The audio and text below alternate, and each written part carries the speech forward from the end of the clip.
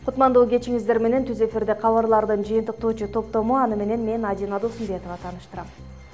Алгач берүүбүздүн негизги темаларынан кыскача.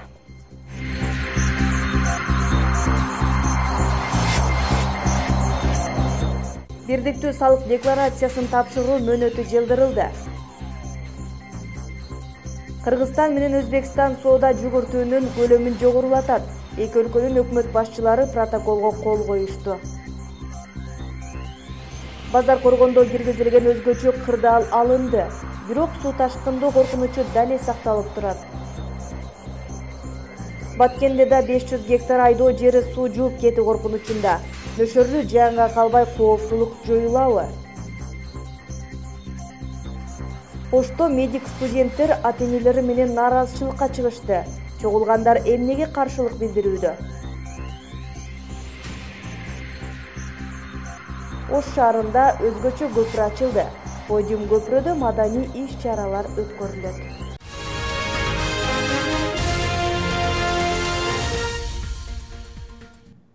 Бирдиктүү салык декларациясын тапшыруунун акыркы күнү дем алышка туура келгендиктен 2 апрелде дагы кабыл алынат.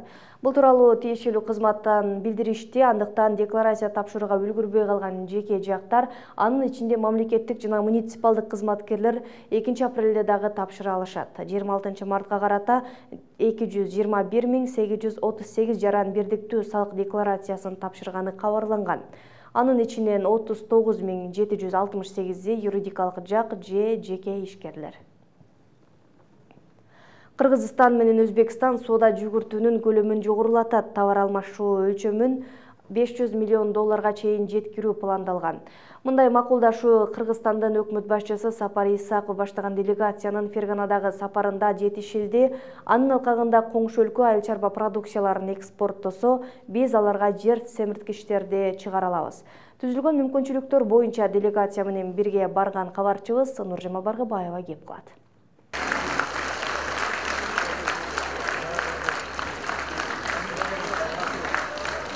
Кыргызстандан премьер-министр Сапар Исаков баштаган делегацияны өзбек бийлик өкүлдөрү алгач Андижан өткөрмө бекетинен тосуп алышты. Андан соң Фергана шаарындагы бул резиденцияга биринчи жыйынга чогулушууда. Мында эки мамлекеттин тең бардык мамлекеттик кызматкерлери келген, ошондой эле чек арага жакын жайгашкан облустардын жетекчилери келди. Кыргызстандан Ош, Баткен, Жалал Абад облустарынын жетекчилери бар. Өткөн жылы эки өлкөнүн президенттери достукту бекемдөөгө кадам жасашып, анын арты менен кыргыз-өзбек эли, анын ичинде эл өкүлдөрү жолугушуп турууга, маанилүү жагдайларды биргеликте талкуулоого жол ачты. Муну премьер-министрлер жолугушууда баса белгилешип, алдыда экономикалык, маданий, гуманитардык кызматташтык мындан ары да бекемделерин айтышат. Я думаю, народы наших двух стран, смотря на все это. Айрыкча бир жылдын ичинде эле соода сатык жаатында жылыштар болду. Маселен, былтыркы жылы товар алмашуунун көлөмү 310 миллион долларды түзсө, быйыл эми 500 миллион долларга жеткирүү пландалып жатат. Негизинен Өзбекстандан нефть, цемент, анан тамак аш азыктары алынып келинүүдө. Бизден болсо жер семирткичтер менен сары таш экспорттолуп жатат. Чек ара маселелери чечилип атканы, азыр мына ошол өткөрүү пункттарын жеңилдеп, эки элдин карым катнашына шарт түзүп атканы дагы абдан бизди сүйүндүрөт. Анан эми өзүңүздөр билесиздер, кайсыл жерге инвестиция келсе, кайсыл жерде ушул соода экономикалык карым катнаштар жакшы болсо, ал жерде саясий дагы туруктуулук болот. Жолугушууда эки тараптын чек араларга жакын облустары өз ара кызматташуусу боюнча да мүмкүнчүлүк жаралды. Алсак, Ош облусу менен Анжан облустары чектешип турат. Анжанда климаттын жылуулугуна байланыштуу мөмө жемиштер эрте бышып жетилет. Ошондуктан айыл чарба продукцияларын Оштун калкына арзан баада сатка чыгарышууда. Ал эми Оштон эт азыктары гана эмес, ири мүйүздүү малдар дагы өткөрүлүп баштайт. Балды экспорттосок болот.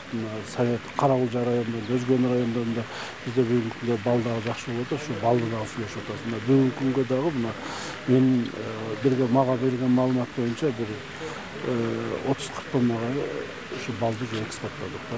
Bir gene sifrada gapiradigan bo'lsam, Andijon viloyati bilan Бир гана цифрада сүйлөй турган болсом, Андижан облусу, Ош жана Жалал Абад облустарынын ишкерлеринин ортосунда 60 миллион долларлык товар алмашуу болду. Жыйында маалымдалгандай, эки өлкө өнөр жай тармагында биргелешкен ишканаларды курат. Муну менен эле кызматташуу токтоп калбай, алдыда жаңы платформалар менен иштешүүгө багыт алаарын өкмөт башчылары баса белгилешти. Мы уезжаем с Биз көңүлүбүз тынч кайтып жатабыз. Себеби биздин суроолор келгенде чечим тапты. Ошого чоң ыраазычылык айтам. Ошондой эле сиздерди Кыргызстанга экинчи кеңештин отурумуна чакырам. Биз боордош коңшу элдерибизге дагы стратегиялык кызматташууларды ачабыз. Бардык тармактарда эффективдүү иштер болот. Бардык аткарылган жакшы жумуштар үчүн ыраазычылык. Биргелешкен келишим, пландарда ийгиликтер болсун. Делегациялардын жолугушуусунун жыйынтыгы менен тараптар алгачкы кеңештин жыйынтыктоочу протоколуна кол коюшту. Эми кийинки отурум Кыргызстанда болоору күтүлүүдө. Азырынча өткөрүлүшү күнү белгилене элек. Нуржамал Баргыбаева, Азам Бузриков, Ынтымак.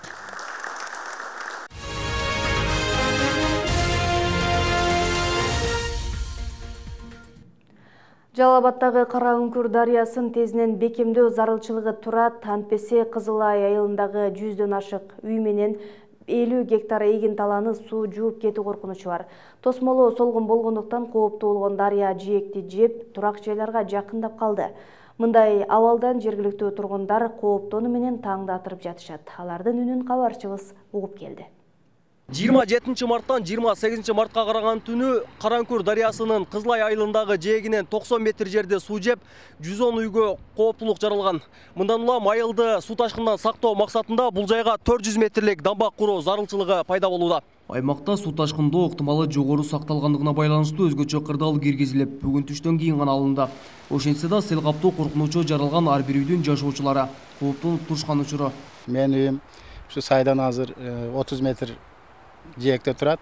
Дамба же зоп курулмайынча элдер түнү менен уктабай чочуп жашашат да. 2 ай бизде уйку болбойт. Кач болот, адырга качкыла дейт, тууган уруңунан сайдан алыста жашагыла дейт.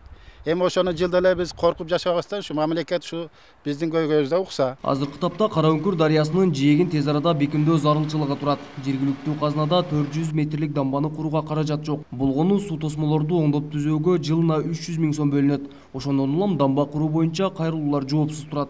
Дамба куруу боюнча жылда кайрылып келебиз. Мына быйыл республикасы бюджеттен каралып атат. Эми биз ушу 30 миллионго шамалап бергенбиз, бирок канчасын карап берет, канчасын коет пока белгисиз, быйыл бюджеттен каралып атат. Кара Үңкүр дарыясынан 28 жылдан бери суу ташкындайт. Өзгөчө кырдаалдар министрлигинин адистери суунун нугун буруу максатында 7,5 чакырым жерге дамба курууну пландашкан.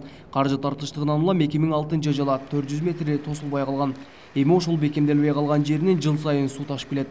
2016 жылы кайра эле ушул дамбаны улантуу максатында 400 метр дамба курууга документ иштери толугу менен кеткен. Азыркы учурда 400 метр дамбаны куруу иштери каралууда. Базаркоргон районунун Сейдикум айыл аймагында жалпы 20 миңге чукул калк жашайт. Алардын 7 миңге жакыны Кара Үңкүр дарыясынын жээгинен орун алган. Анткени аймактын 18 чакырым жери аталган дарыя менен чектешип турат. Кабылбек Көчкөнбай уулу, Шайыр Зайырбек уулу, Базаркоргон району. Баткенде дагы 500 гектарга жакын айдоо жери суу жууп кетүү коркунучунда. Ага аянттар дарыя жээктеринде жайгашкандыгы себеп облустагы Ак суу Кожошкан дарыяларындагы суунун деңгээли июнь-июль айларында көтөрүлүп 300 метр кубка чейин жетет. Ошол мезгилде суу ташкындоо коркунучу дагы күчөйт. Тесиз жоонун алдын алуу аракеттери кандай? Феруза Аскарбек кызы айтып берсин. Бул Зарташ айылындагы суу ташкындоо коркунучу жогору болгон Кожошкан дарыясы. Жергиликтүүлөрдүн дээрлик баары дарыядан сууну тартышып, шалы эгишет. Суу көп келгенде көлөмү 300 метр кубка чейин жетип, шалыдан нымдашкан жер суу ташкындоого себеп болот. Натыйжада 70 гектар аянтты сел жууп кетүүсү мүмкүн дешет тургундар. Ошол бул дарыя нунугуну тоспогондо, дамбалар тоспогондо, бул элдин үйлөрүнө чейин жетип барышы мүмкүн эди да. Ошого чейинки жерлерди көп жерин алып кетти. Көп элдер өзү пайдаланып турган эле. Биз ушу эгип жакын эми бышып турганда, данды алып, түшүмүн алып турганда дагы дарыя алып кетип турган убактар болгонда. Аталган дарыя Төрткүл айыл өкмөтүнөн сырткары Дара, Суу башы, Ак Турпак жана Кыштут айыл өкмөттөрүн аралап өтүп, 200 гектарга жакын айдоо жерлерине да коркунуч жаратат. Мындан улам дарыянын жээктерине дамбаларды куруу зарылчылыгы турат. Тосмолоо иши 5 жыл мурда башталган. Учурда 563 метр бекемделип, 140 кожолук менен 90 гектар аянт корголду. Арыз жазганбыз 2011-жылы. 2011-жылы жогорку немеде кеңеште бул дагы маселени коюп, МЧСке тапшырма беришип, ошол жылы дагы 6 миллион акча каралып, ошол 6 миллионду өздөштүрүп куруп беришти мына дамбаны. Жалпы ошо 70-90 гектар Суу башы айыл өкмөтүндө коргоо тосмо менен тосулду. Зарташта 70 гектар, анын бүгүнкү күндө 567 метр, 64 метр бүткөн. 203 метри быйыл эми акча каражаты бөлүнгөнүнө жараша ошол жумуштар аткарылат. Мындан сырткары райондогу Ак Суу дарыясы Карабак айыл өкмөтүн аралап өтүп, Достук айылындагы 330 метр аянтка коркунуч жараткан. Аларды бекемдөө иштерин жергиликтүү бийлик колго алып, өзгөчө Кырдаалдар министрлигинен 1 тонна күйүүчү май берилди. Турак үйлөргө жана ички чарбалык жолго кооптуу деп табылып келген 330 метр аралык болгон. Ал жерде бүгүнкү күндө жергиликтүү бийлик өзү техника маселесини өзү мойнуна алып, өзгөчө Кырдаалдар министрлигинен уже күйүүчү майды бөлүп бердик. Бүгүнкү күндө жумуш аткарылып атат. Жээктерди бекемдөө иши Суу башы айыл өкмөтүнүн Кара Токой айылында да жүрүп жатат. Негизинен суу ташкындоо коркунучу эгин талааларында гана байкалып, турак үйлөрдө кооптонуу жок. Фируза Аскарбек кызы, Жыргал Абдыжалил уулу, Ынтымак, Баткен району.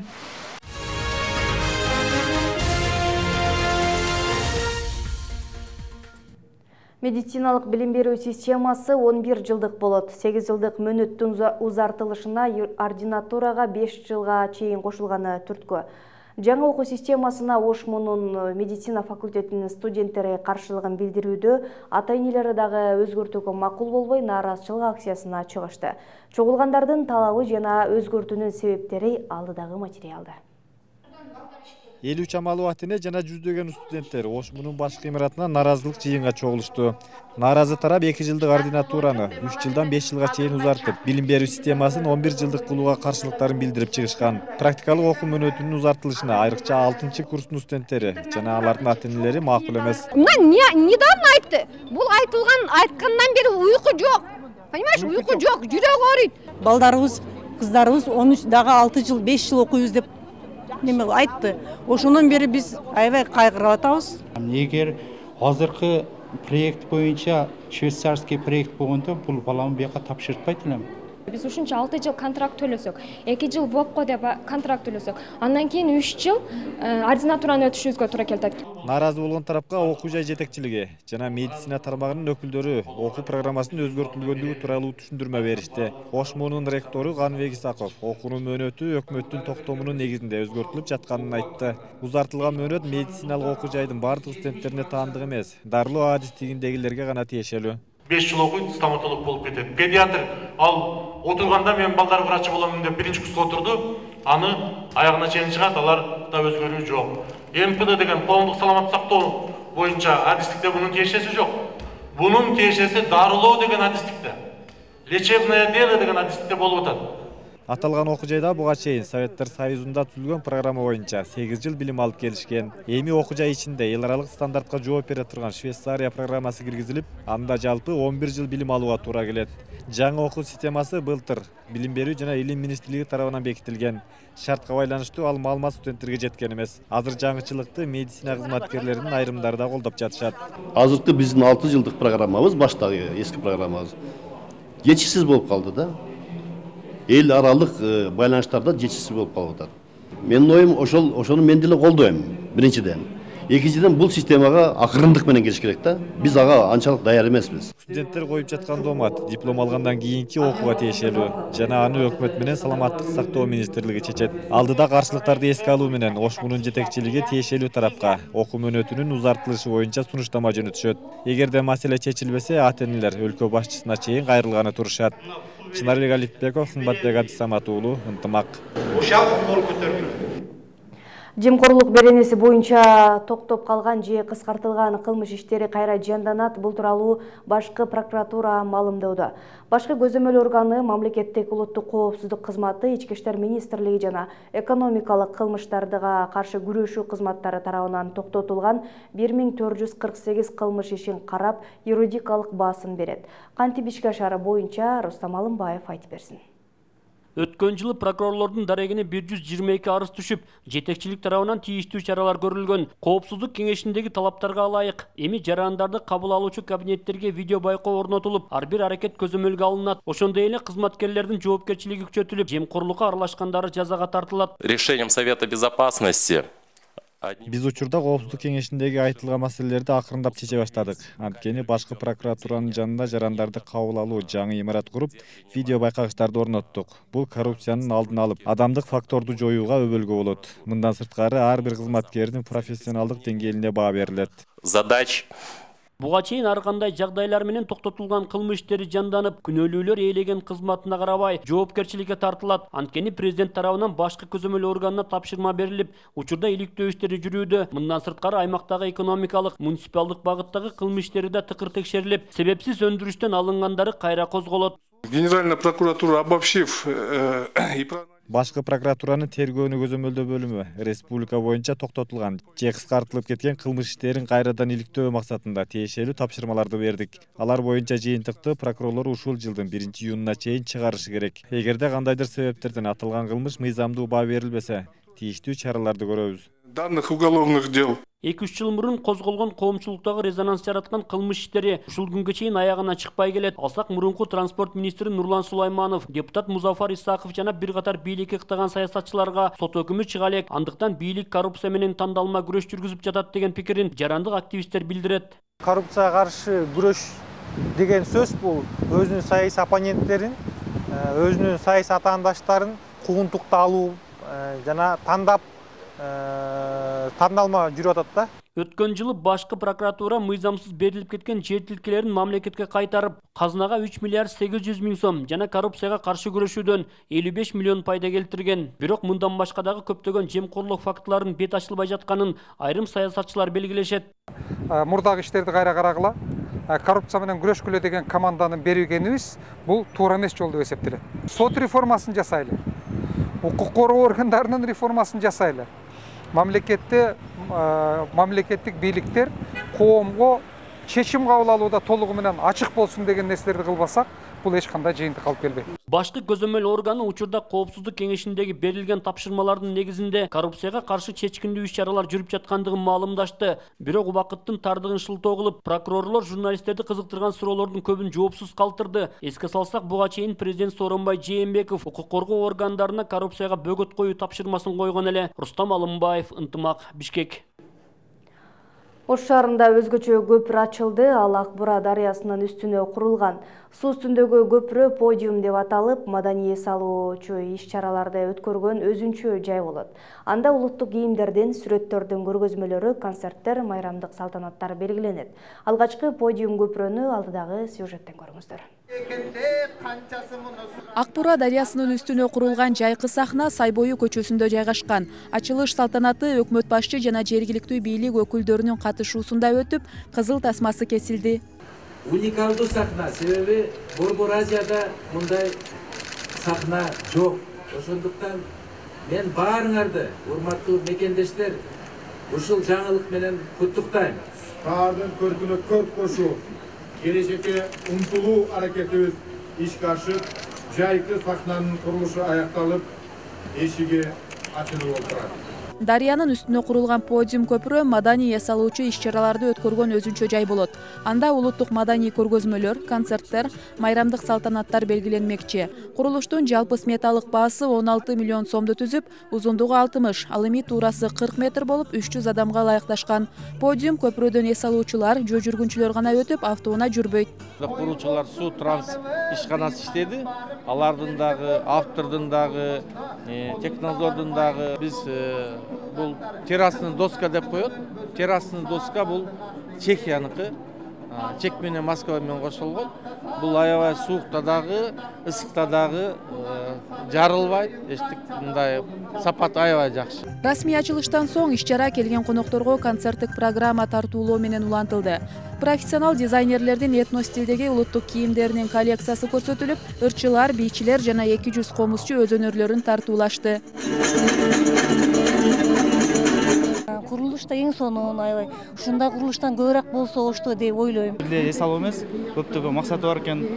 Подиум катары, концерттик зал катары Ош шаарына аябай чоң керектүү нерсе. Белгилей кетсек, Сайбою жана Тилеке Баатыр көчөлөрүн бириктирүүчү көпүрөнүн жана жаңыдан пайдаланууга берилген жайкы сахнанын курулушу август айында башталган. Ал Алишер Наваи көчөсүндөгү көпүрөнүн курулушунан үнөмдөлгөн каражаттын эсебинен бүткөрүлгөн.